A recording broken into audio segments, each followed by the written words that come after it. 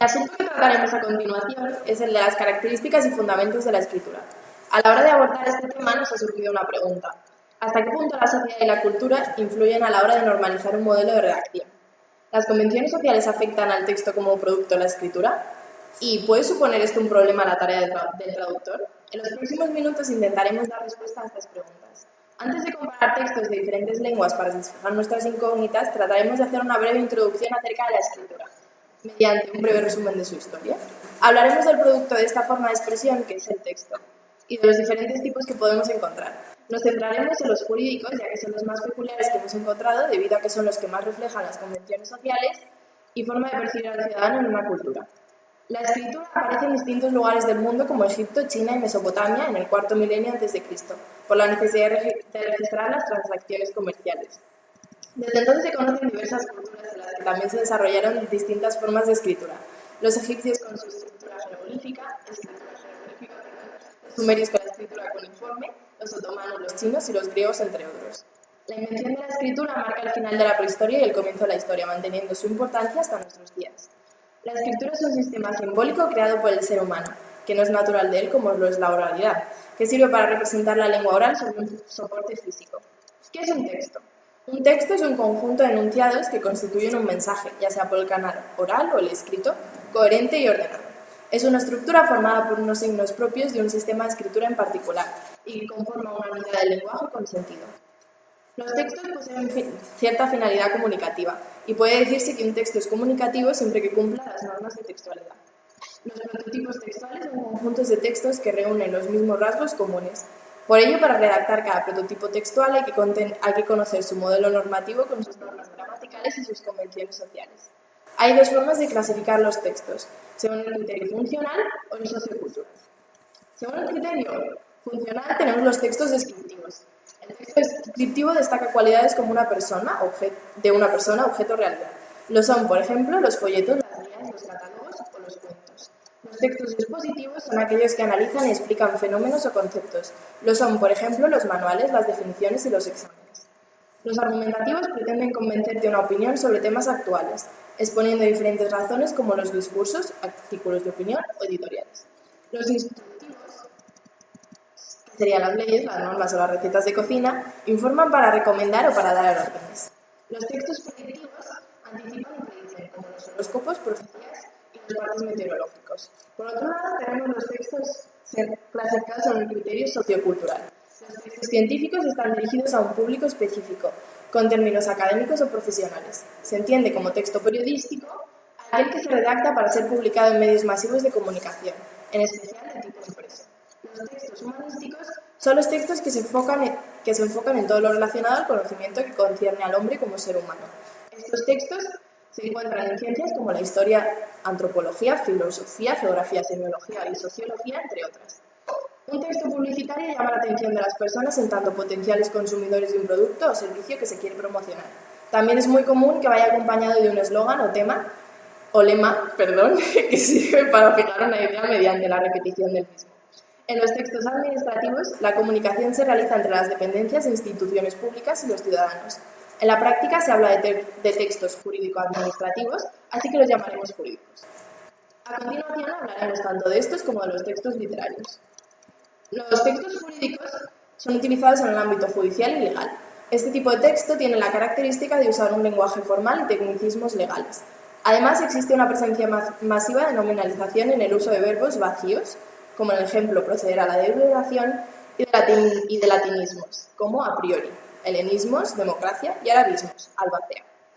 Los textos tienen un orden lógico y jerárquico en cuanto a la forma de nombrar autoridades e individuos, leyes y reglamentos. Citan leyes, reglamentos y jurisprudencias como partes integrantes de sí mismos. Además, tienden a la creación de formularios que estandarizan un formato para cada tipo de texto jurídico en particular. Generalmente, las leyes españolas se redactan según la siguiente jerarquía: en orden creciente, capítulo, que puede estar dividido en secciones, título, parte y libro. También se puede encontrar la división en libros reservada a leyes voluminosas o códigos. En general, para la expresión de los apartados solo se utilizan cifras romanas y las divisiones internas del apartado se presentan con letra seguida por el signo de cerrar paréntesis.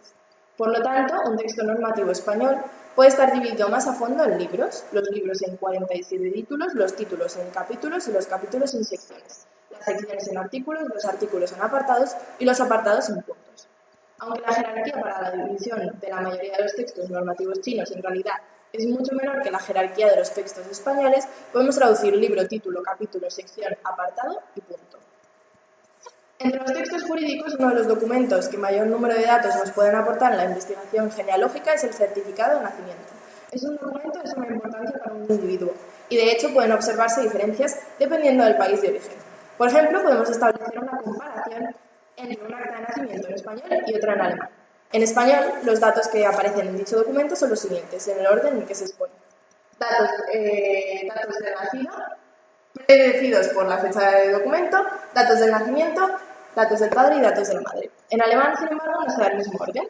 Tenemos la fecha del documento, los datos de la madre, los datos del padre, el lugar de residencia, datos del nacimiento, datos del nacido, nombre del médico y, por último, la firma del funcionario del registro civil, como podemos ver en este ejemplo.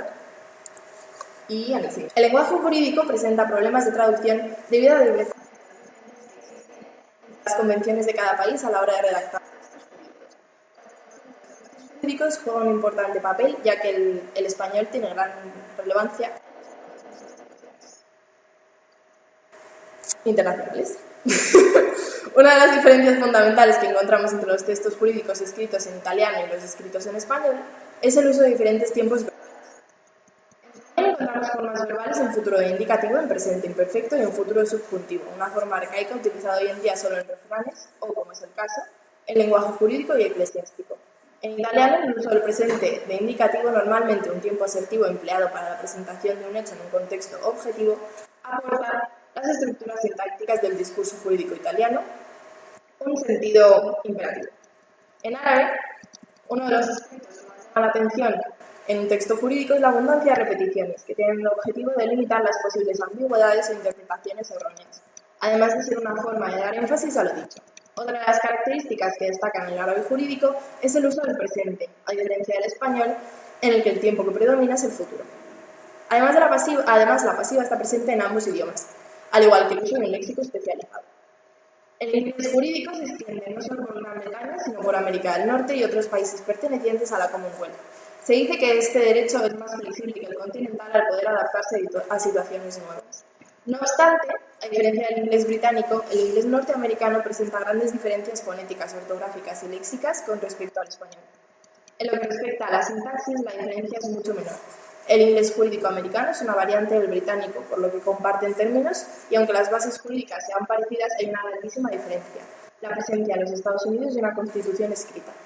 Los principales rasgos del inglés jurídico americano son los latinismos, palabras de origen francés, adverbios y preposiciones arcaicas, como breve, con las que consiguen un tono más formal, abundancia de verbos performativos, como promise, redundancia expresiva, los eufemismos, y por último, que el vocabulario se divide en simbólico, que representa la realidad, y funcional, que establece relaciones entre todas las unidades lingüísticas. Además, se encuentra la repetición de sufijos como u or, tecnicismos del ámbito jurídico como tor, diferencias y semejanzas entre textos jurídicos en español y en inglés. En las semejanzas de los textos españoles e ingleses encontramos una excesiva nominalización, así como subordinación. También se caracterizan por ser textos impersonales con uso de expresiones arcaicas y de redundancias. Por tanto, las principales diferencias entre los textos jurídicos españoles e ingleses son principalmente el uso de pasivas o de locuciones preposicionales. El español hace un gran uso de las fórmulas estereotipadas y expansiones léxicas, mientras que el inglés no utiliza casi partículas anafóricas y tiene una serie de reglas de interpretación particulares. Un ejemplo de las diferencias de los documentos jurídicos españoles y los ingleses son los contratos. En los contratos españoles primero sale el momento en el que se entra en vigor el contrato, es decir, desde el instante del consentimiento entre las partes. Esto no sucede en los contratos en el inglés americano, donde primero aparece el concepto del contrato en sí, es decir, la intención de adquirir un compromiso. Los certificados de nacimiento procedentes de los Estados Unidos suelen estar expedidos por la Vital Statistics Office y suelen ser documentos con un tamaño de letra muy pequeño y con muchos apartados con gran cantidad de información insertada en casillas. En el Reino Unido, El formato de los certificados de nacimiento está más estandarizado y la información es más escasa y más concisa. Datos del hijo, de los padres y del encargado del registro civil, al contrario de lo que sucede en Estados Unidos. En el Reino Unido no suele indicarse el nombre del médico que asistió en el parto ni el hospital donde se dio a luz. Estas son las principales características léxicas y semánticas del discurso jurídico francés. Por un lado, el uso frecuente de colocaciones léxicas, múltiples colocaciones entre sustantivos, verbos y adverbios que generan estructuras poco flexibles. También se encuentra mucha frecuencia la voz pasiva y gran uso de construcciones preposicionales que inician la frase, es decir, que se encuentran antes de la oración principal. Tenemos también términos institucionales y, por lo tanto, en el francés, a diferencia del español, se hace un gran uso de colocaciones léxicas y construcciones que comienzan la frase con alguna preposición. Sin embargo, comparten que pueden admitir voz pasiva, aunque sea más común en francés que en español. Algún ejemplo de término jurídico empleados en francés y en español serían el IVA, que en francés es TVA. Algún ejemplo institucional sería la ley de mercado hipotecario, que sería loi sur le marché hypothécaire. Cuando queremos traducir términos institucionales pertenecientes a un país concreto, tenemos dos opciones, o bien su traducción literal, o bien traducirlo como un inciso explicativo. Un texto literario es la expresión del lenguaje verbal escrito que se caracteriza por la presentación de un discurso eminentemente literario con evidentes aspiraciones estéticas, aunque también posee una parte narrativa.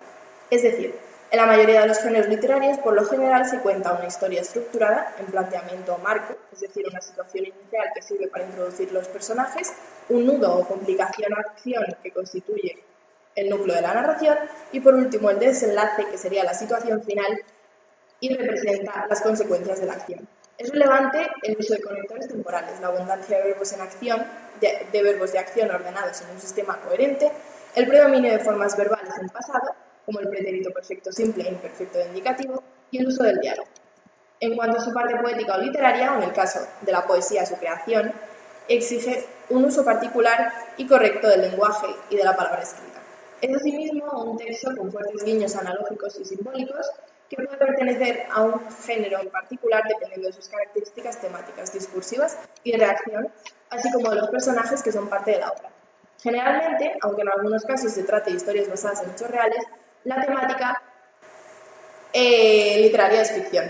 Esto quiere decir que todo lo que se dice en él no es precisamente cierto o verdadero, sino que es obra de la imaginación e inspiración del autor. A la hora de traducir no solo debemos de cuidar el contenido, sino también las formas, y son precisamente los aspectos ortotipográficos los que plantean la mayor parte de las diferencias. El uso de la puntuación se rige fundamentalmente por las normas, aunque en este tipo de textos el autor cuenta con total libertad de redacción. Como decíamos en la introducción, nos hemos querido centrar en cómo influyen las convenciones sociales en el autor. A continuación nos pondremos en las perspectivas de un autor español, inglés, francés y otro japonés. En el caso del inglés, el punto y seguido lo mantiene para marcar el final de la oración y no lo coloca al final de una frase exclamativa o interrogativa.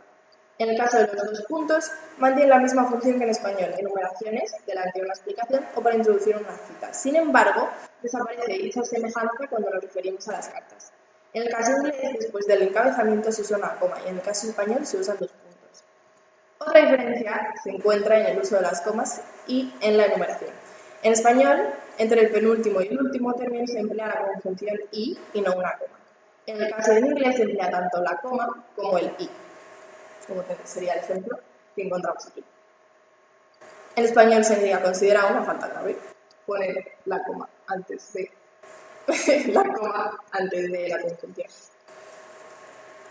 La principal diferencia se encuentra en las marcas de interrogación y negación, ya que, como sabemos, en inglés solo se emplea la última, mientras que en español son necesarias las dos.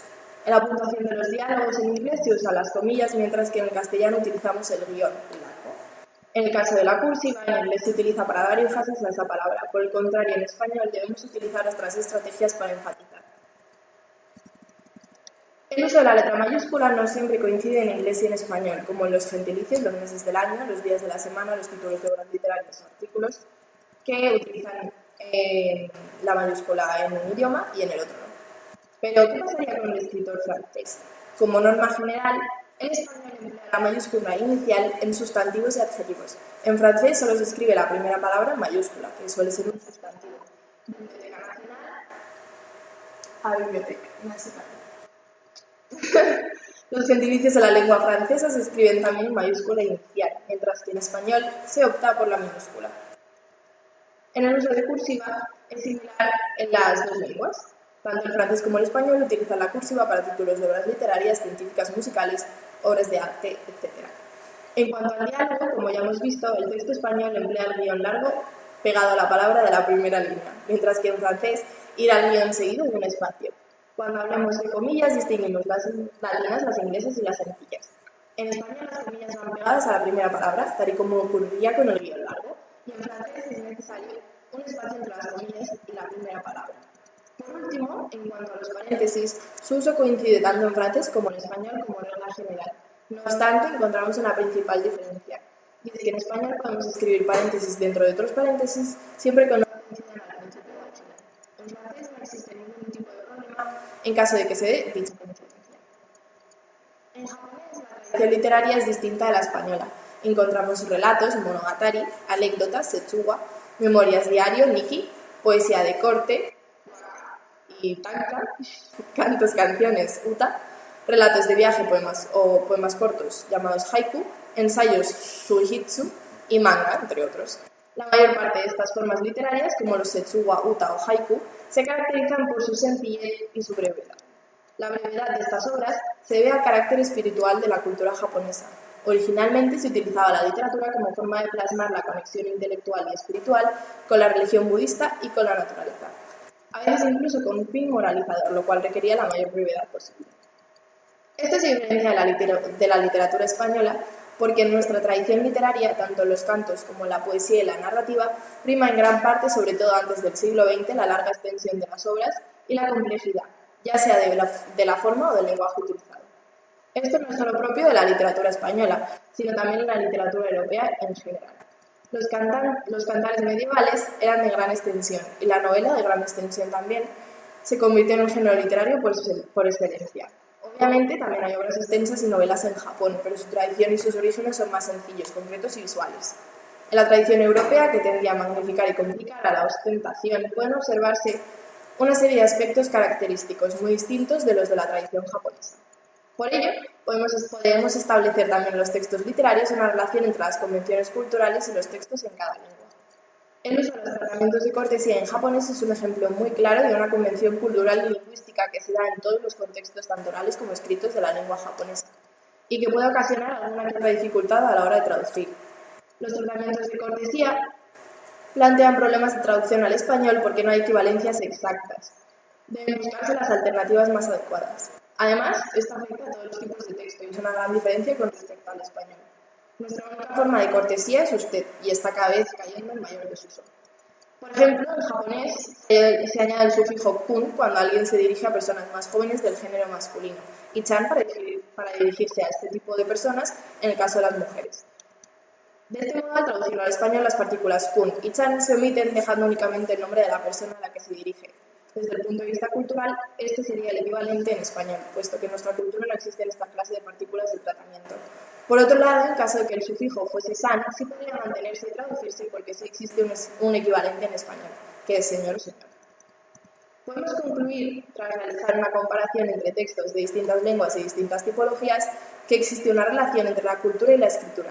Es decir, dependiendo del país y de la cultura y la lengua que se den en él, los textos escritos en esa lengua serán distintos de los escritos en otra. Aspectos como la tipografía, la organización de los textos, la extensión, los datos incluidos o las convenciones de escritura varían según la tradición y la cultura de las que nazca el texto. Por último, cabe destacar que estas diferencias pueden ocasionar, como ya se ha visto, problemas y dificultades a los traductores, ya que no siempre podrán encontrarse los mismos conceptos en la lengua y la cultura meta que los que se haya visto en la lengua origen y viceversa.